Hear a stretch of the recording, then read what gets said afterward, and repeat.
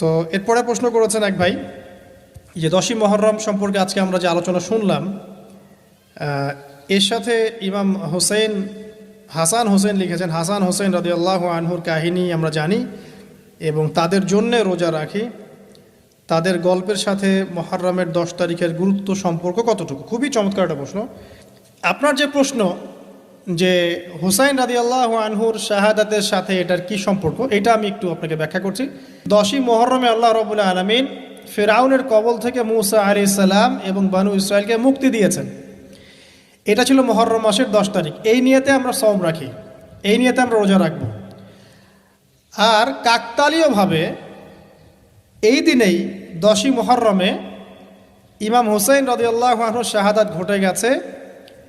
এটা প্রায় 60 কি 62 হিজরি দিকে ঘটনা। কথা কি বুঝতে পারছেন? আমি বুঝাতে পারছি না।